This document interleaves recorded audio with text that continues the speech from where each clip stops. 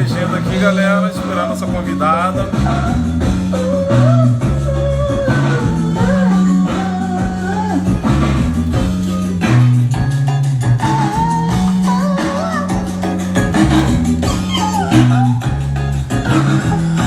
Gabriela Cruz. Fazendo a legenda aqui, galera. Injeção eletrônica, suspensão ativa. Fatinha sempre presente, Com obrigado. ela eu não via ninguém na minha frente, além de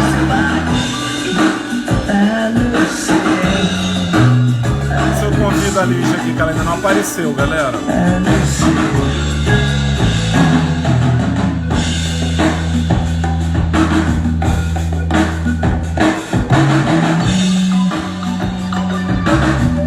Leda, Tatiane, obrigado, boa noite.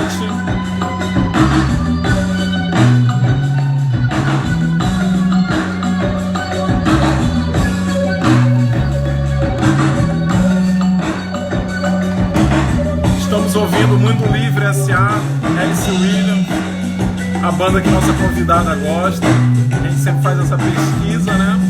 Que às vezes demora, então a gente bota uma musiquinha para descontrair.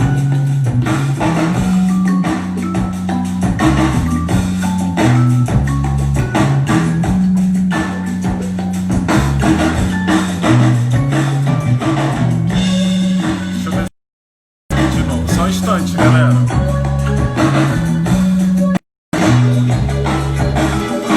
Carla, boa noite. Mandei um recadinho aqui para nossa convidada.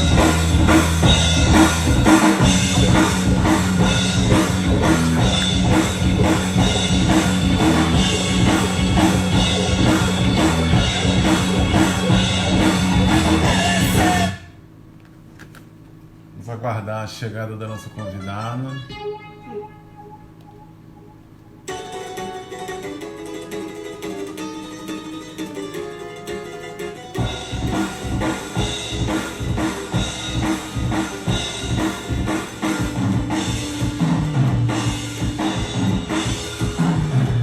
Opa, nossa convidada chegou, gente. Aí, vou chamá-la aqui.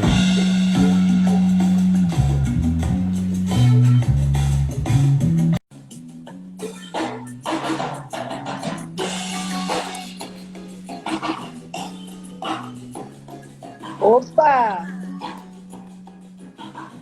Aí, querida. E aí, você tá me ouvindo direitinho? Tô te ouvindo bem. Você me ouve bem? Muito bem. Você tá achando que tem rock só aí na tua área? Ó? Tô aqui com 3 amigas aqui de casa aqui para concorrer com você. Ah, que lindo, que lindo. Esse rock foi sua homenagem. Eu tava falando aqui antes de você entrar, que é uma banda que você gosta, né? Opa! E já um dia, quando a gente sair, a gente se encontrar, vou te contar a minha história. Eu era Mas você tá me devendo esse encontro há tanto tempo, Eric, que eu nem sei se eu Pois vou é. acreditar nisso aí. Essa renovação de promessa. Mas tá valendo. Lígia, lá no começo dos anos 2000, vou contar logo a história aqui rapidinho, Conta. que os seguidores chegam. Começo dos anos 2000, né? Eu lá no Rio de Janeiro, a Trama gravadora, ela fechou um acordo, um convênio, não sei, ela fechou um contrato com o Teatro Rival e toda terça-feira ela levava... Acho que você estava no Rio essa época também, não estava? Pois é, ela levava artistas maravilhosos de graça. Era uma época de começo de internet. A gente imprimia em casa o convite, né? E daí, gente, eu era louco pelo Fred 04, por Mundo Livre S.A. E, nossa, mobilizei todos os meus amigos da faculdade, não deixei ninguém ir para aula, levei o convite, levei mais de 20 convites para a faculdade. Fomos todos para o Teatro Rival. Lígia, Você viu um show do Mundo Livre S.A. no Rival? Foi? Caraca, que inveja. Pois é. Lígia, e lotado, lotado. Não dava uma... O Teatro Rival já é pequeno, né? E o Mundo Livre S.A. estava no auge naquela época. Eu não sei se era a época do Samba Esquema Novo, não lembro. E daí, Lígia, quando começou o show, Lígia, minha pressão caiu, não sei se foi a emoção. Gente, e detalhe, eu desmaiei, eu fui tirado por cima, assim, ó, as pessoas me carregando, igual show de rock. Eu fui desmaiado lá da frente, até aquela escada lá do Teatro Rival. Gente, que vergonha. Essa foi a maior vergonha da minha vida, fácil. Fácil. Caramba, mas você fez em grande estilo, hein? Passou o Grande sufoco, estilo. deu um Ainda fiz vexame em todos os grande meus amigos estilo. saírem do show para ficar tomando conta de mim, porque eu passei mal. Cara, mas parabéns, viu? Porque eu só consegui ver show pago lá no Teatro Rival. E o único de rock que eu vi foi do Jay Wacker. Não sei se você conhece o Jay Wacker. Ah, conheço Eu sou muito. Ele fã vive pra fazendo caramba show no dele. Rival.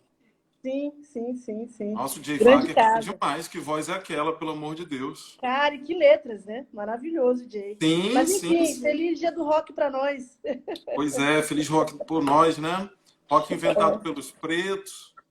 Sofremos aí Exatamente. uma apropriação cultural forte, né? Terrível. O rock nacional endireitou totalmente, né? Você vê os Nossa, grandes. esse nem se fala, né? É impressionante como conseguem transformar, né? Não foi só o rock, não, Lígia. O axé era música de protesto, o reggae, né? Aqui no Brasil, pelo menos, né? Sim. Mas o rock, felizmente, morreu. Pois é, pois é, pois é. Eu Mas então, curto. meu amigo, muito bom falar com você. Eu te agradeço demais o convite, a oportunidade. Agradeço a Abracrim pela gentileza também de abrir esse espaço para nós. Outro dia a gente estava conversando, eu dizendo que eu fiquei impressionada com a tua atuação, sobretudo no auge da pandemia, muitos debates, muitos diálogos. Você usou uma frase emblemática: é preciso fazer circular as ideias. E é isso mesmo. Muito, meus parabéns por esse trabalho de formiguinha primoroso que você faz de circular as ideias sobre temas que, infelizmente, ainda são também segregados no Brasil. O racismo, o antirracismo, ainda é papo de preto, ainda é papo de militante, ainda é papo de gente chata da academia, né? Não é isso? Então, queria É muito te isso. agradecer por essa oportunidade. Ô, querida, na verdade, eu que agradeço suas palavras, eu que agradeço o seu aceite, sei o quanto seu tempo é precioso.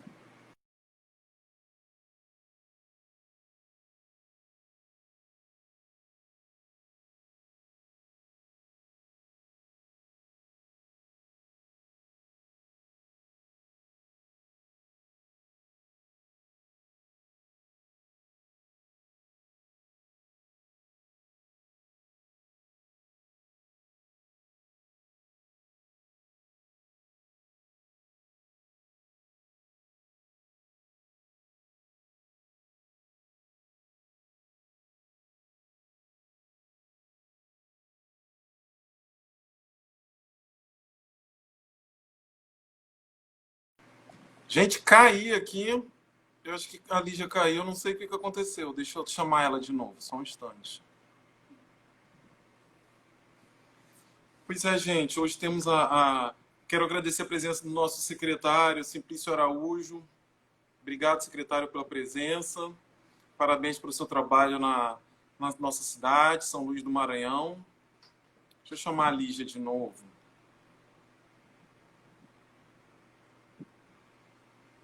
Opa, não. Peraí. Deixa eu voltar aqui, galera. Deixa eu achar a Lígia. Só um instante, galera. Doutor Yuri Costa, muito obrigado pela presença. Mais um historiador e jurista aqui na área. Espera aí, galera.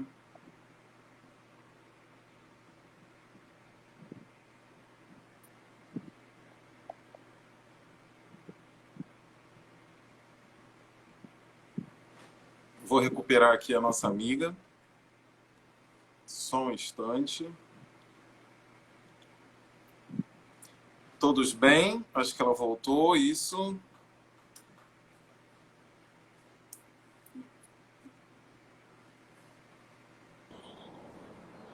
Caímos, mas voltamos aqui, querido. Será que a gente consegue com essa tecnologia aí? Eu já falei que eu tenho uma teoria aqui que, né, que eu falo, espalha, a galera hoje em dia se acaba de rir. Eu falo que racistas sempre tentam derrubar essas lives importantes, entendeu? Deve Pode ser, porque todo mundo que lida com tecnologia aí, 99% é tudo branco, deve ter um racista aí no meio desse negócio.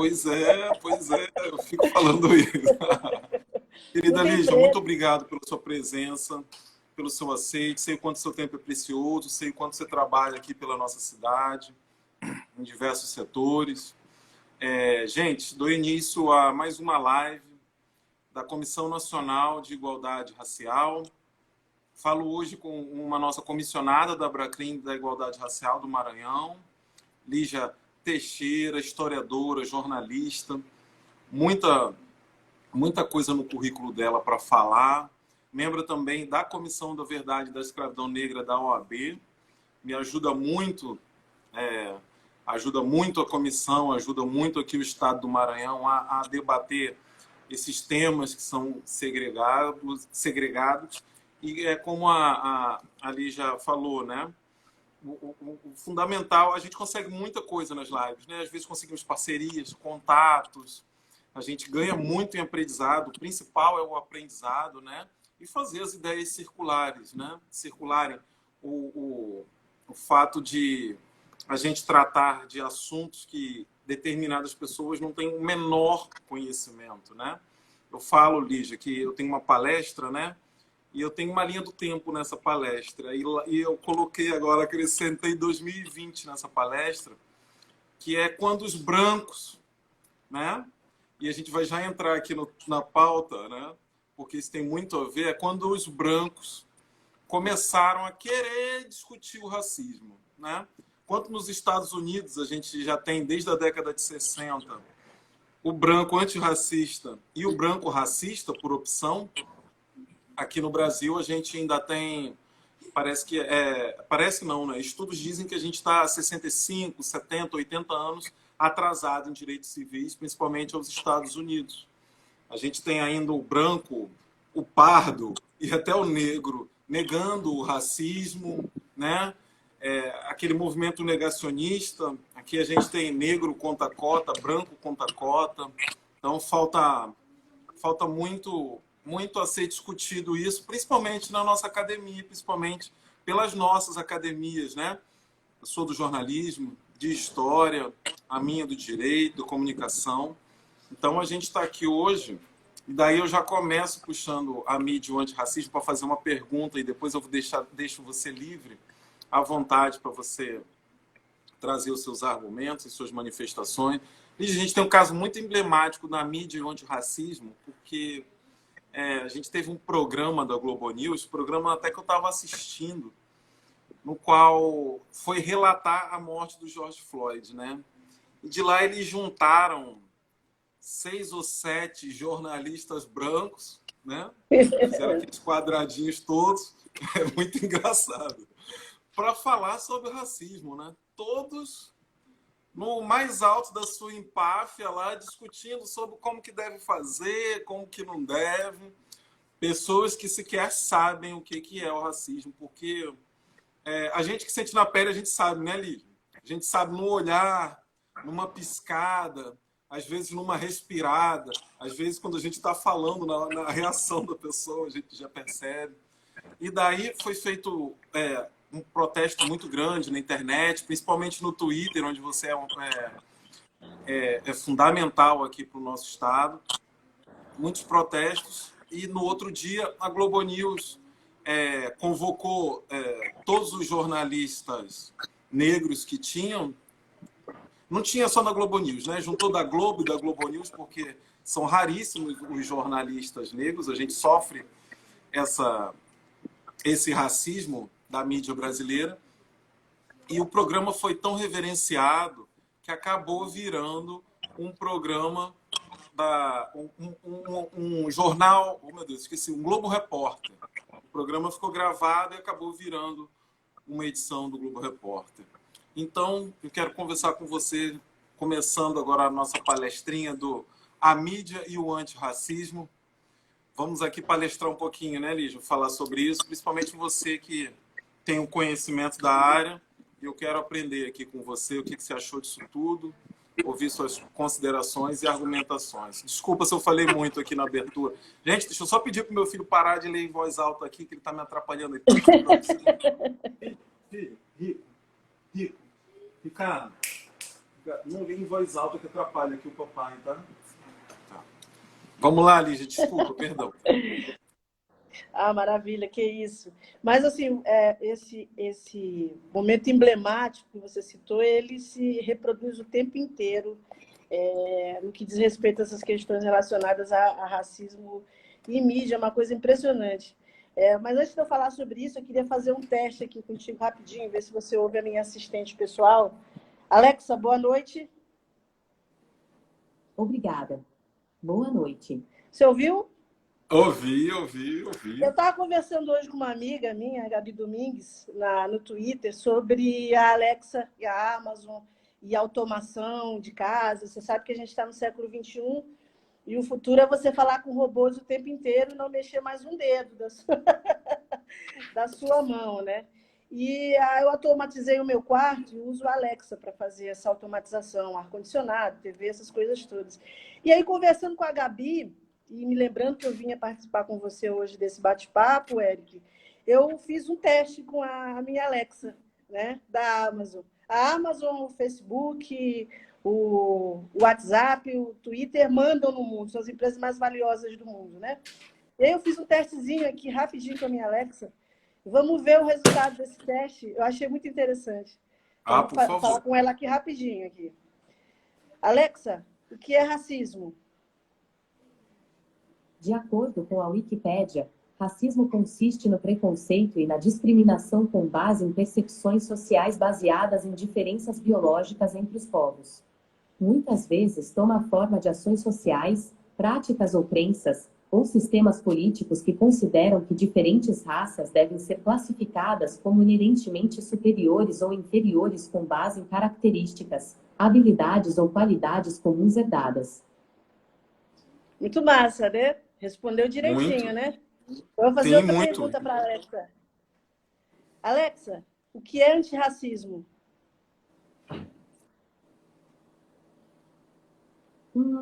Não tenho certeza.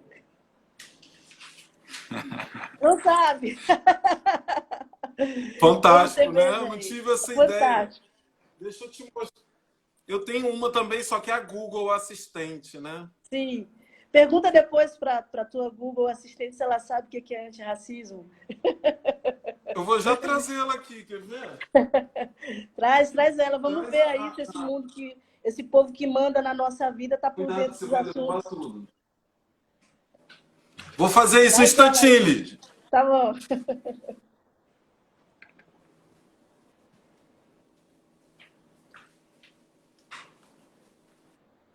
Aqui, minha filha, aqui, ó. Opa, linda, lindona. Vamos ver se ela... Chamo ela de Érica, carinhosamente. O que é antirracismo, né? Vamos ver qual é a surpresa que vai vir aqui. Vamos ver. Deixa eu esperar ela ligar.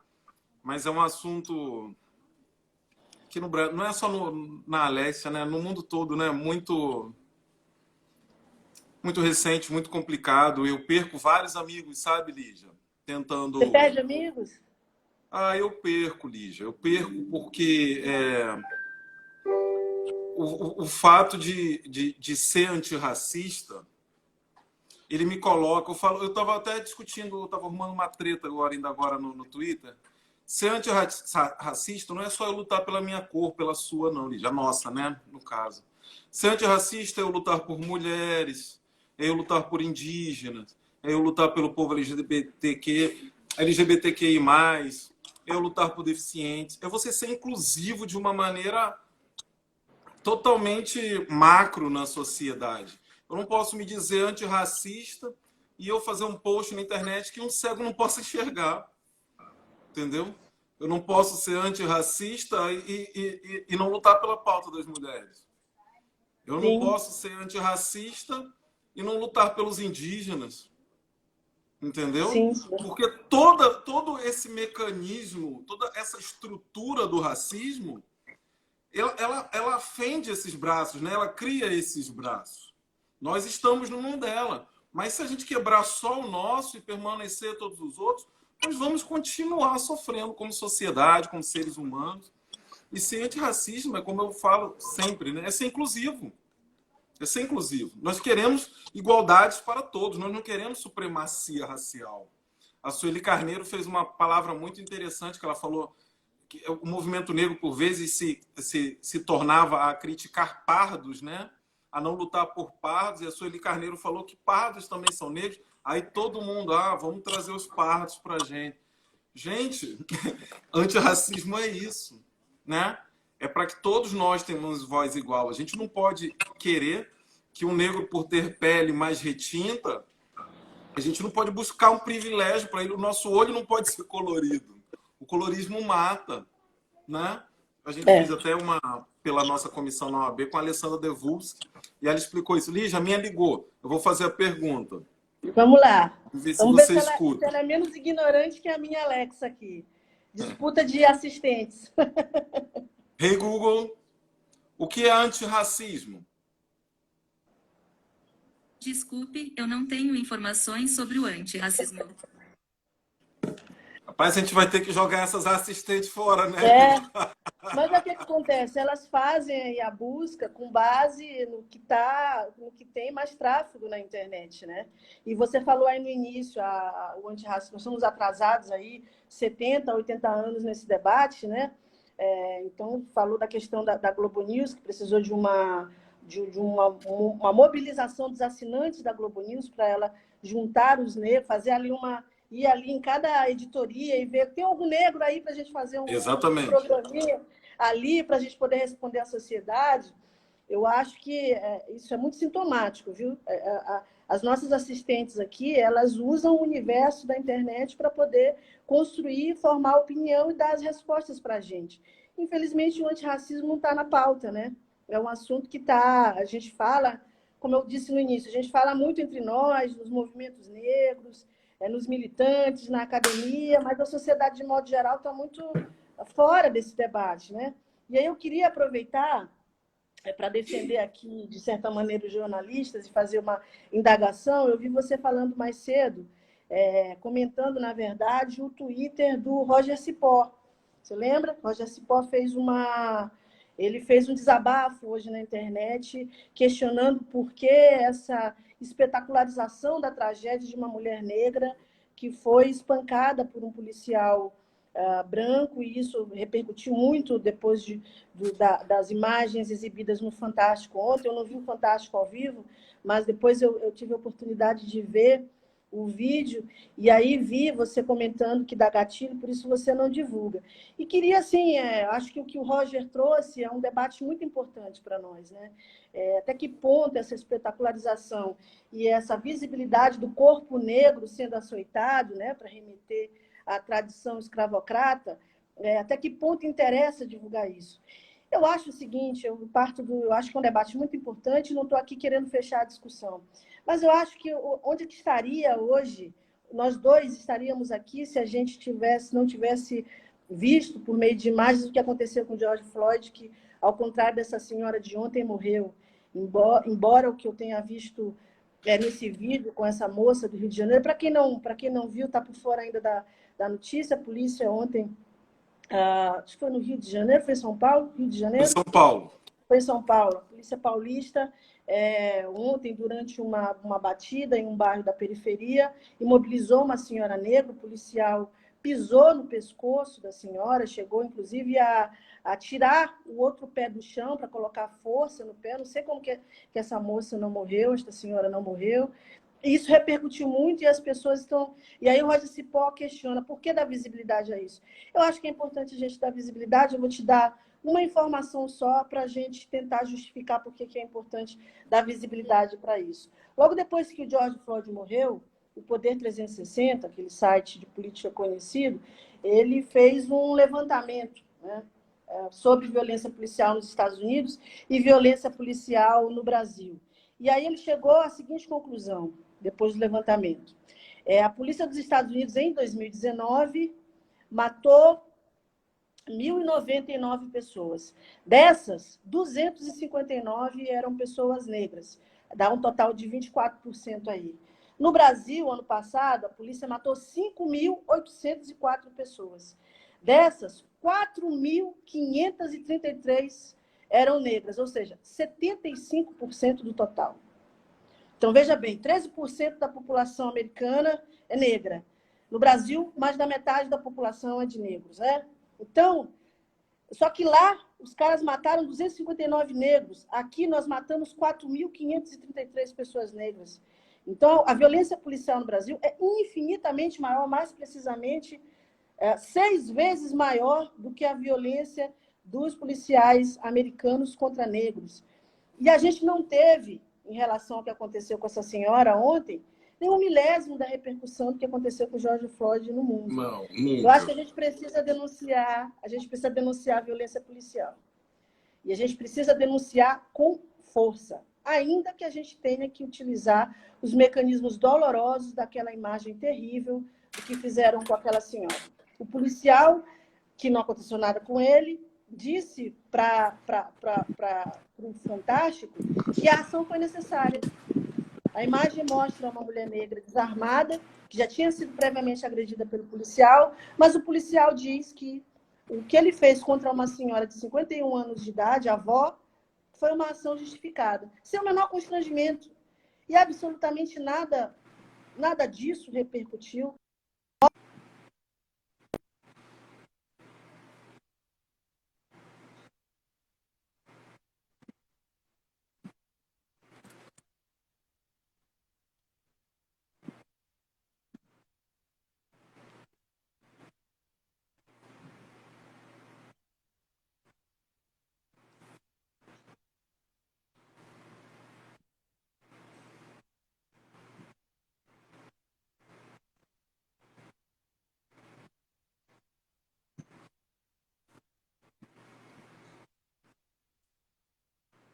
O modo como a mídia narra isso. E aí a gente entra finalmente no que eu gostaria de falar.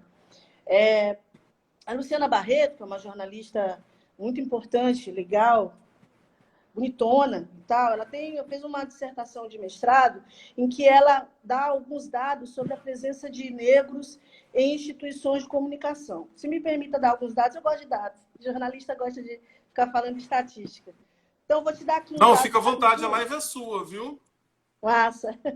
Te dar uns dados rapidinho, só para a gente ter um pouco de ideia como é que a representação do que acontece com os negros na mídia está equivocada. Denunciar a violência policial não está errado. O que está errado é o modo como isso é narrado na mídia e a razão, os dados da Luciana Barreto ajudam a explicar. Então, vamos começar pelos colunistas de jornal. Um levantamento feito pela Luciana Barreto, os dados são de 2018, mostra que entre colunistas negros, nos 3 principais jornais do Brasil, a gente tinha 1% no Estadão, 9% no Jornal Globo e 4% somente na Folha de São Paulo. Entre as mulheres, pior ainda, 0% na Folha de São Paulo, que é o jornal grande progressista do Brasil, né? Todos os progressistas leem a Folha de São Paulo, 4% no Jornal Globo e 1% no Estadão. Ela também fez um levantamento em relação aos filmes com maior bilheteria no Brasil, entre 2002 e 2014. E ela verificou o seguinte, 45% dos protagonistas eram homens brancos, 35% mulheres brancas, 15% homens negros e somente 5% mulheres negras. Em 2008, 2012 e 2013 não havia nenhum negro, homem ou mulher, trans, entre os protagonistas em filmes nacionais de maior bilheteria. Então, o que a gente está falando? A gente está falando de uma estética do branqueamento nos meios de comunicação que pioram quando a gente vai para a publicidade, né? Então, vou dar de novo, encher os nossos espectadores de dados, porque eu acho que somente a gente vendo aqui quantitativamente como é que a coisa está, para a gente poder ter uma noção, a gente poder visualizar. Esses números são vitais para a gente, Lígia. Sim, sim, vitais. Então, a Luciana Barreto também foi olhar lá para o olhar da questão da publicidade. E aí ela pegou uma pesquisa do Instituto Ethos e mostrou que nas agências de publicidade, a cada 1.000 funcionários, somente 35 pessoas eram negras. Quando a gente está falando dos cargos de alta direção nas agências de publicidade, 0,74. Isso significa dizer que entre as grandes agências de publicidade no Brasil, tem menos negros do que os dedos da minha mão.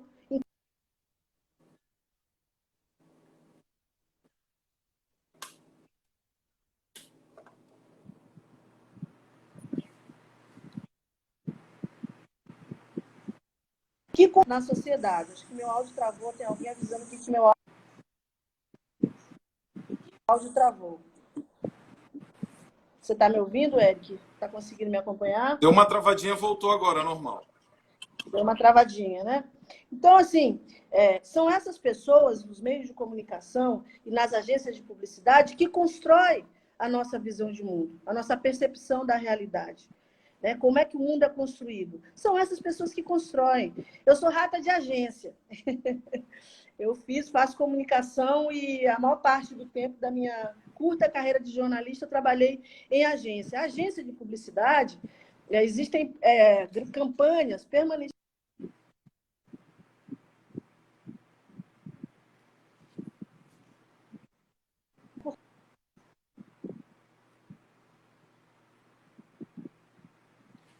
Lígia, caiu o teu áudio. Você tá me ouvindo, querida? Eu não tô te ouvindo mais, eu perdi teu áudio.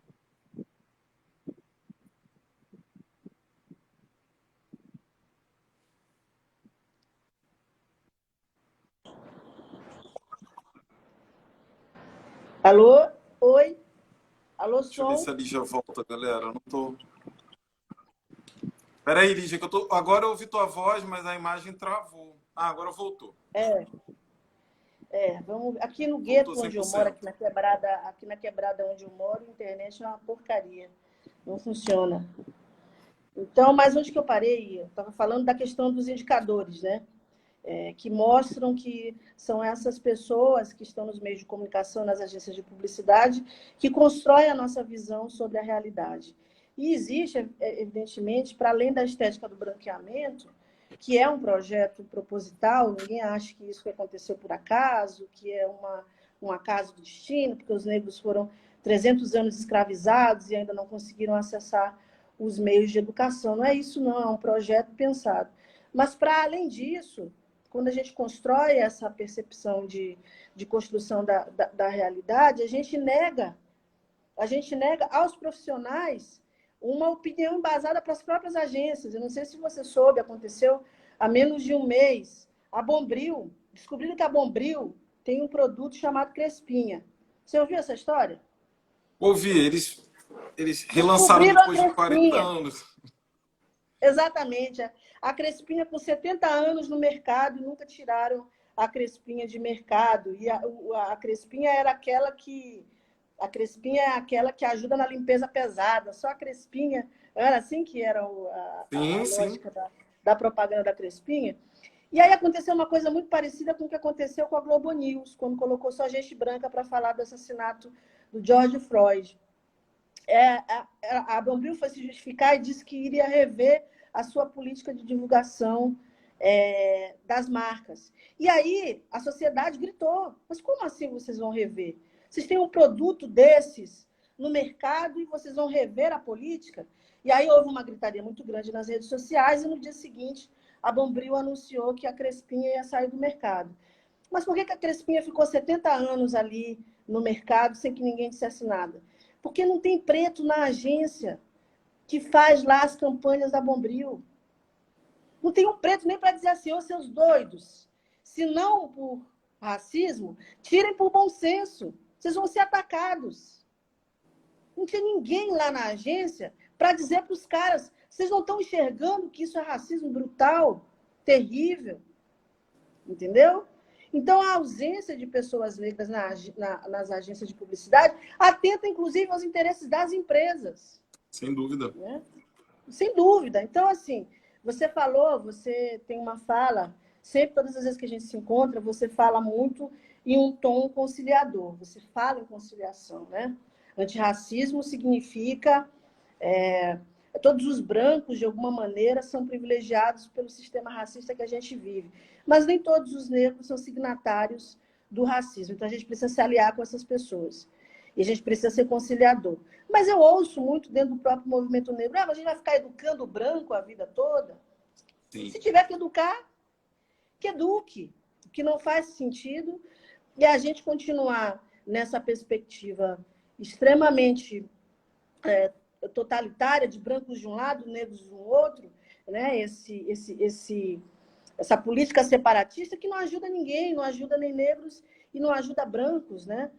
Tem sempre amigos meus que dizem, mas o racismo é uma coisa superada, eu acho que é uma questão de meritocracia, é uma questão de oportunidade, todo mundo sofre. Lígia, você é negra, você estudou, você acessou os espaços e tudo mais.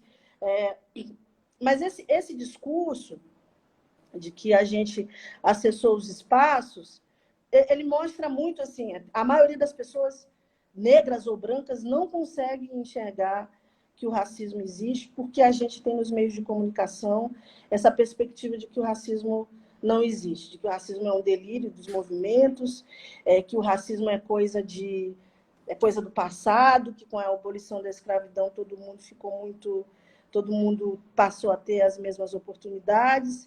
E não é assim, né, Eric? Não é assim, nós estamos muito longe Verdade. disso. Quero até te relembrar, Eu estou Lígia. me perdendo aqui, eu estou falando de outras Não, coisas. não, Tá? fica à vontade. Essas lives são para isso mesmo. Lígia, eu quero aproveitar Sim. que você falou disso. Você viu duas capas. Na verdade, foram duas capas, né? Uma no jornal Estado, que veio Todas as Vidas Importam, All Lives Matter. Você chegou a ver? Cheguei a ver, sim. Sim. E agora, acho que tem 2 dias, ou foi sexta-feira ou quinta-feira, saiu uma charge no Imparcial com um cara em casa, né, com a esposa e com um pensamento numa mulher negra hipersexualizada, né? Você chegou a ver também? Não, essa eu não vi. Essa eu não vi. Ah, vou te Esse mandar no WhatsApp. é um subproduto Daí, da mulata, né? exatamente. E daí a gente teve a mesma coisa que você falou, muita manifestação dos internautas, né? E os 2 jornais fizeram manchetes dizendo erramos, né? Mas é justo nesse ponto que você está falando. Não tem ninguém lá para na hora falar assim, gente, isso daqui é coisa séria, isso daqui vai dar muito errado, né? A gente não tem essa Sim. presença negra nas redações, nas agências, né? Isso, E aí a gente às vezes deixa passar muita coisa, essa ausência dos negros, deixa passar muita coisa que a empresa às vezes nem gostaria. Olha, hoje você tem, por exemplo, vamos olhar para o jornal impresso, né? O jornal impresso, quando você olha espacial, porque o jornal impresso dá para você pegar, tocar espacialmente, ele está muito bem dividido em editorias. Onde é que você vê preto no jornal impresso? Não, nem. Na página policial. Sim. Né? Só tem preto na página policial. Quando você olha, por exemplo, os cadernos de cultura dos grandes jornais e dos grandes portais, não tem cultura na periferia, não tem cultura nos espaços de negro. Você vê lá os programas para você fazer. Programe-se, cultura. Já melhorou um pouquinho hoje, mas é prioritariamente espaços de brancos. Elite, entendeu? né? Elite. A mesma coisa acontece nos outros jornais, nos outros sites, nos telejornais, porque muitas vezes não tem um colega lá para dizer, galera, vamos pluralizar isso aqui. Então, esse silenciamento dos negros nos meios de comunicação, ele colabora muito para que a gente continue reproduzindo uma lógica do branqueamento que, do ponto de vista da autoestima, é péssimo para quem é negro, né? É uma coisa que a gente fala muito, mas é bom dar os nossos testemunhos. Eu vi repercutir muito a questão do restaurante lá no Carnaval, expulsou a Coreira, a Carla Coreira. Lembra disso? Lembro. Com a pandemia, parece que as coisas aconteceram há 2000 anos atrás, não É foi lá no verdade. Carnaval, que expulsaram a Carla Coreira lá daquele restaurante, e todo mundo caiu matando no restaurante. Né? Eu faço jornalismo político, converso com muito político, e aí tem que ir em restaurantes que o político frequenta, que são os restaurantes aqui dessa região próxima onde eu moro, que só tem branco no restaurante, né? E aí, tudo bem, não tem problema nenhum, acontece. Só vê negros nas mesas servindo. E acontece com muita frequência, viu, Eric? Chegar alguém que está comigo na mesa, algum amigo de alguma pessoa que está comigo na mesa, e me olhar com um olhar de espanto, de surpresa. E aí não sabe como se comporta. Pô, mas tem uma mulher preta, gorda aqui, cabelo ruim. Como é que eu trato essa pessoa? a pessoa, você vê no semblante o olhar de espanto, de choque, de surpresa, e, enfim, outros muitos olhares que eu costumo ver. Ninguém à mesa costuma perceber isso. Eu percebo, porque É só a gente. claramente a interrogação vem para cima de mim. E quando eu estou dizendo isso, por que acontece? Foram em cima do dono do restaurante, porque ele expulsou uma senhora negra que estava lá conversando com um dos clientes. Mas quando o cara do restaurante faz isso, ele também está atendendo a esse cliente que vê um negro sentado lá à mesa e toma um susto. Porque isso gera constrangimento. A pessoa não sabe como lidar. Ela não sabe se ela diz um boa tarde, porque ela só está vendo o preto servindo. Do nada, tem uma preta lá sentada à mesa com todo mundo. Então, o cara está atendendo, muitas vezes, o constrangimento do cliente que está lá e não quer ver. Não quer ter que lidar com essa situação. Não quer ter esse choque. Entende? Então, eu estou dizendo isso porque eu acho que a reação de revolta tem que ser para os dois lados da moeda. Os clientes do restaurante também não podem aceitar esse tipo de coisa. Não sei se você conhece os Estados Unidos, eu já fui ser aqueles turistas brasileiros que vão comprar um monte de quinquilharia em Miami. Sim, sim. Você vai em qualquer restaurante de Miami, seja em downtown, seja na periferia de Miami, seja lá nos bairros dos latinos e tudo mais. Em todos esses restaurantes, Eric, você vê pluralidade. Olha que os Estados Unidos é um país muito racista, né? George Floyd está aí para nos dizer. Você não vê essa pluralidade nos restaurantes aqui de São Luís. Você não vê essa pluralidade nos restaurantes em São Paulo. E as pessoas não estão acostumadas com a pluralidade aqui. Então, a desigualdade é muito maior aqui do que em um país como os Estados Unidos, onde a segregação racial é terrível e até outro dia era lei, negros não podiam estar nos mesmos espaços que os brancos, né? Então, acho que é isso. É tanta coisa, tem tanto papo para a gente falar. Quero aproveitar esse seu gancho. O racismo, Lígia, o racismo é isso. É dizer onde eu e você, onde que a gente pode estar e onde a gente não pode estar, né? Sim. Onde a gente vai ser bem recepcionado, onde a gente vai ser mal recepcionado. E essas mensagens, esses olhares, né? Você frequenta os melhores lugares da cidade, né? Você furou a bolha desse racismo estrutural e consegue participar desses lugares. E daí a gente vai trazer uns números, né? São Luís, o estado do Maranhão são 76% de negros, se não me engano, até me confundi agora. Mas São Luís são 83%, quase 84%.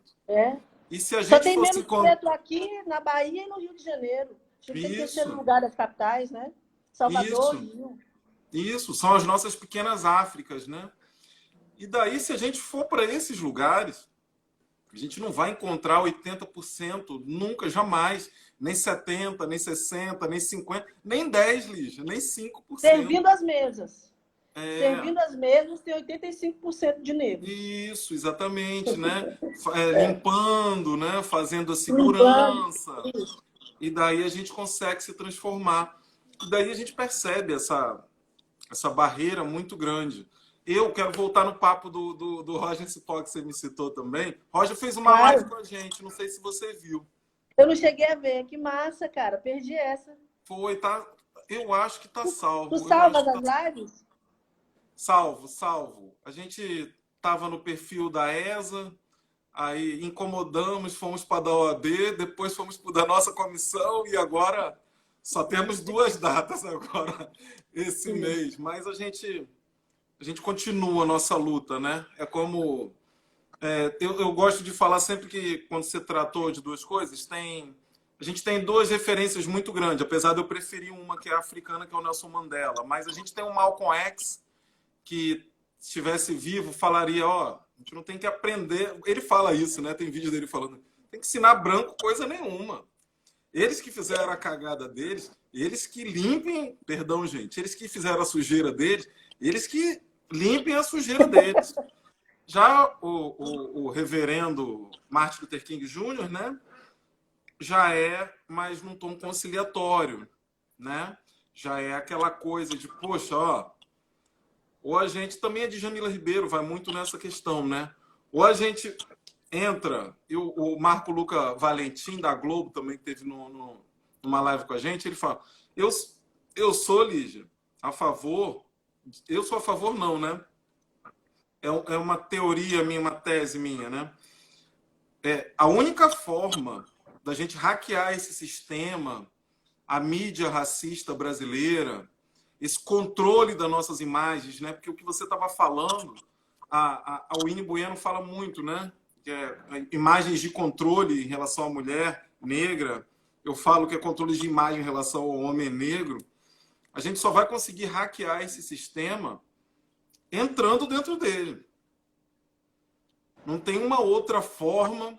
Eu não consigo, pelo menos aqui na nossa visão brasileira, porque não somos ricos como os negros americanos, não fomos segregados e não criamos a nossa identidade por nós mesmos. Nós fomos criados por resistência, as coisas foram boas e daí os brancos foram gostando, aceitaram a gente no futebol porque expulsaram a gente da capoeira e aí a gente transformou o futebol no melhor do mundo. A nossa música era péssima, aí quando começa a ter o negro, aí bomba, o samba vira Os primeiros artistas brasileiros de música convidados para o exterior são de samba. A nossa beleza, que eles chamam tipo exportação, né?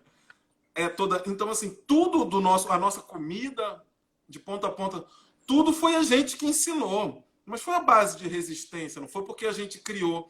Então, esse modo de hackear o sistema por vezes, e eu converso com algumas pessoas disso, às vezes a gente vai ter que baixar a cabeça, como aconteceu no Diálogos de Pretitude, baixar a cabeça e, vamos fazer o que der, deu, né? Se não der, a gente não faz, mas se der, a gente faz.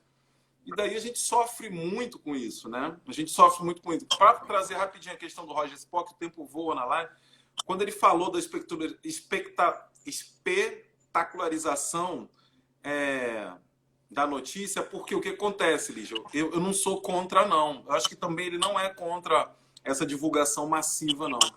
O problema é que, para nós que lidamos há muito tempo com direitos étnicos, raciais, alguma coisa, é um gatilho muito pesado, sabe? Eu não consegui ver a cena. Quando começou assim, aí eu fico só ouvindo, sabe? Porque cria em nós uma coisa muito ruim. Por vezes a gente vai chorar, e aí você já sabe como o emocional vem todo no embalo. Era só nesse sentido, mas eu concordo plenamente com você, entendeu? Tem que ser extremamente divulgado, até a gente cansar. A gente tem o George Floyd a cada 23 minutos aqui no país, né? Mas a gente não consegue fazer mobilização nenhuma de nada, né? De nada. É terrível, é terrível. A mobilização no Brasil pelo George Floyd foi muito bonita, sabe? Muita gente se pronunciou, muita gente se organizou. A gente teve no domingo seguinte a morte dele. As pessoas romperam a quarentena para fazer protestos, né? No Rio de Janeiro, em São Paulo, principalmente. E aí tem o George Floyd a cada 23 minutos aqui, a gente não diz nada, né? Eu acho que, ao contrário, existem os militantes que têm... Eu também tenho gatilho, sabe? O que me dá gatilho é imaginar que isso é cotidiano. Isso acontece o tempo todo com a gente, sabe? Acontece o tempo inteiro. E sob a indiferença de milhões de brasileiros. Então, assim, para mim, o que me dá gatilho é isso, o que me deixa muito triste, o que me deixa muito chocado é essa indiferença que a gente tem com a violência que acontece no Brasil contra os negros, ao vivo e a cores para todo mundo ver, e ainda assim a indiferença, ela parece tomar conta. E aí os nossos irmãos que muito justificadamente se chocam com essas cenas e criticam a imprensa por dar visibilidade para isso, estão certos em se chocarem também. Mas a gente precisa mudar a tática. Em vez da gente questionar essa hipervisibilidade da violência contra negros, a gente tem que questionar a forma como essa hiperviolência é narrada, como se fosse mais um ato do cotidiano da violência. E contextualizar por que normalizado, né? Exatamente, naturalizado de uma maneira terrível. E questionar e buscar razões para isso, e ir atrás do policial e caçar o policial sem dó, para que ele perca o direito de atuar na polícia, para que ele seja demitido mesmo, processado, e que ele responda na justiça pelo crime que ele cometeu. Entende? A Mas demissão não, tinha que ser Estado sumária, né? Igual aos precisa... Estados Unidos. Exatamente, vê aquele Siqueira lá, dos infernos, lá da Amazônia, que narra a violência contra negros de uma maneira horrorosa, né? Então, assim, eu acho que a gente precisa se organizar para entender que o modo como a mídia narra é que é o problema, não é a mídia narrar. A mídia precisa mostrar, né? Agora, a gente precisa questionar a forma como isso é mostrado para a população de uma maneira corriqueira, focando somente no sadismo da cena violenta em si. É isso que está errado, entende? Mas Sim. fala para o Roger Cipó que eu gosto pra caramba dele, se ele vê Ah, isso. falo. Eu não estou criticando ele. Não, eu Eu falo acho que assim, a gente não. precisa só ser mais organizado. Porque assim, eu vejo muitas pessoas, eu estou dizendo isso porque eu vejo muitas pessoas criticarem a mídia, né? Ah, essa mídia é escrota, racista, que faz e acontece. Mas a mídia ela tem mecanismos de vinculação ao mercado que estão lá vinculados aos proprietários desses veículos, aos anunciantes desses veículos. E para a gente terminar aqui a live, que a gente já está estourando o tempo, daqui a pouco, eu vi muito Hamilton. Eu gosto muito de Fórmula 1. Você gosta de Fórmula 1? Muito, muito. Eu Muito, e muito deixa eu te contar criancinha. uma coisa aqui. Eu era Conta. tão aficionado. Eu tinha 2 autoramas. Eu tinha um autorama do Emerson Fittipaldi, Rico você, hein? Rico. Hã? Rico você. Não. Eu tinha 2 autoramas. Eu era muito aficionado por Fórmula 1 criança, né? Muito. Cheguei Sim. a ver o Senna, o Prost em 88, em Jacarepaguá, que era o melhor autódromo do Brasil, um dos melhores do mundo. Foi destruído por corrupção. Eu passei a minha vida toda ouvindo que não tinha piloto de Fórmula 1 negro. As pessoas, para me atingir, porque eu tinha álbum de figurinha de Fórmula 1, eu sabia Sim. muito, eu conhecia muito. Então as pessoas usavam isso muito. Então, assim, toda vitória do Hamilton, ou qualquer coisa que acontece com ele, parece que está acontecendo comigo, sabe, Lígia? Sim. Então, Hamilton fez lá a campanha do Black Lives Matter no penúltimo GP, né? E aí 6 pilotos não ajoelharam, né?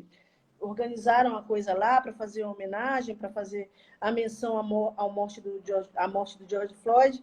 E aí 6 pilotos de Fórmula 1 não ajoelharam. E aí eu vi um monte de críticas no dia seguinte aos pilotos, aquela coisa toda, e porque não se ajoelharam, e são racistas, e são fascistas e tudo mais. Mas a Fórmula 1 é essencialmente grana, né? Se não tem brasileiro hoje na Fórmula 1, é muito em função, não é nem porque não tem bons pilotos, tem um monte de bom piloto brasileiro aí, mas é um lance que mexe com muito dinheiro, com muita grana. E aí a comunidade negra foi para cima dos pilotos. E eu acho que tem que ir mesmo, tem que ir. Cara, se não foi lá, só 6 pilotos, né? Os outros 14 todos se ajoelharam, 6 não fizeram isso. São racistas? Não sei se são, mas eu acho que a gente precisa se organizar. Se tu vai em cima das marcas que financiam esses caras, se tu pressiona lá os patrocinadores, os caras se ajoelham para qualquer coisa. Essa é a saída. Sabe? Entendeu? É o mesmo lance lá do que o Roger Cipó está falando. Então, não questiona a mídia dar a morte ou a violência contra o negro. Questiona o formato. Questiona quem está lá fazendo a notícia e como está dando a notícia, mas não deixa de dar informação, porque antirracismo, para mim, é informação. É só informação que gera posicionamento, não é isso? Sem Como é que tu vai dúvida. te posicionar se tu não sabe o que está acontecendo? Então, a mesma coisa a Fórmula 1, em vez de ir para cima dos pilotos, vai para cima dos anunciantes do cara. Vai em cima onde dói, entendeu? Que é a grana. Porque depois a gente lendo, a gente viu, tem um monte de piloto que não quer... O cara tá lá, ele acha que a causa é legal, mas ele acha que a marca vai achar ruim. Então, taticamente, eu acho que a gente poderia refletir um pouco mais sobre isso, sabe?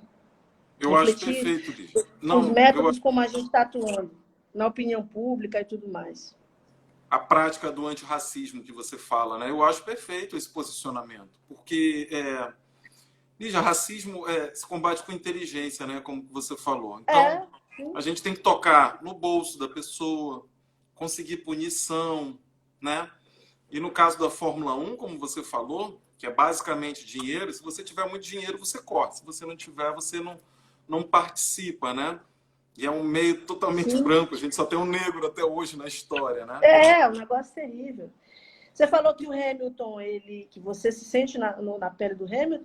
O Hamilton passou a vida toda correndo no esporte que não tem negro, ele disse isso. Como é que ele se sentia ali naquele troço ali, cheio de gente branca, né? Mas a gente não vai mudar a realidade se a gente não tiver uma organização muito pragmática em relação ao modo como quem financia as coisas se comporta, né? A Bombril só mudou de opinião quando ela percebeu que um monte de consumidor estava correndo lá, não queria saber da Crespinha. E assim por diante, né? Assim por diante. Só uma questão de tática, viu, Roger Cipó? É só a tática mesmo. É verdade. Não, é verdade. E eu concordo sem dúvida nenhuma, porque nós temos que procurar meios, como é que eu posso explicar isso aqui para os nossos colegas? Sim. Essa estrutura do racismo, a gente tem que começar, ela é como se fosse um gesso, né? Ela não é tão firme assim como as pessoas imaginam. Ela é como se fosse um gesso. E a gente tem que começar a ir batendo, sabe? E ir fragmentando algumas partes, principalmente as empresas. Principalmente as políticas públicas, os nossos governos, as nossas prefeituras. Nós temos condições... A maioria das constituições dos países são antirracistas. Todas as constituições estaduais de diversos países, né? E a gente, é o que eu falo sempre no direito, né? Tem um direito formal, tem um direito material. Ou seja, a gente tem a forma, mas não consegue colocar em prática, né? Exatamente. Como que a gente aceita no Brasil? O Spike Lee, a primeira vez que ele veio aqui foi década de 90, né? Para encerrar esse papinho de mídia aqui, o tempo voa, gente, lá. Spike Lee tem uma frase, não sei se você conhece, que ele fala que quando ele ligou a TV aqui no Brasil, ele achava que ele estava na Dinamarca, na Finlândia, em algum dos Países Baixos, porque não tinha negro nenhum. Década de 90 é o auge da branquitude no Brasil, não tinha nada. Eu dou sempre como exemplo um filme chamado Sonho de Verão, que eu fui ver no cinema. Nossa, era um filme maravilhoso, era nas nossas férias escolares, mas não tinha um negro, não tem. Quem puder assistir aí, ver esse filme que marcou a época, era Paquitos e Paquitas, era toda uma produção. O filme, nossa, marcou a geração assim. Mas, ao mesmo tempo, eu voltei do cinema, Lígia, totalmente destruído, sabe? Não me sentindo bem. Eu não me encaixava, sabe? Eu queria estar ali em algum lugar no filme, todo mundo conversando, mas não tinha como, sabe? Quando eu entrei, eu fiz comunicação na UFMA, quando eu saí do colégio direto para a UFMA, e eu nunca tinha me atentado para o negócio. Foi só quando eu cheguei lá na UFMA, que sempre na militância, tudo, quando eu estava disputando DCE, eu falei assim, gente, mas espera aí. Só tem a Glória Maria e o Heraldo Pereira. Cara, eu aqui do Maranhão, eu vou conseguir furar essa... Hoje tem mais, né? Tem mais repórteres. Depois veio a Zileide, até nas emissoras locais, as nossas, tem uma quantidade de jornalistas, mas no anos 90, ali, comecinho do 2000, era uma coisa praticamente impossível. A nossa imagem nunca foi benquista, né? É aquilo que você falou do restaurante. Isso aqui incomoda, né? Em determinados lugares. Isso aqui na televisão incomoda demais. Isso aqui nunca vai ser aceito numa televisão. Eles acham feio, você falou cabelo ruim. Cabelo ruim não. O racismo é ruim, né? O coração é ruim. A empatia é ruim. Ainda tem um outro detalhe que incomoda também, incomoda todo mundo, incomoda pretos e brancos, que eu me lembro muito quando houve a Maju do Jornal Nacional. Foi aquela rede explodiu, todo mundo, não sei o quê, Maju no Jornal Nacional, não sei o quê. Eu achei maravilhoso, porque a gente não vê mulheres negras no principal jornal da Globo. Só que as pessoas esqueceram que antes da Maju tinha a Zileide. Sim. E aí, por que ninguém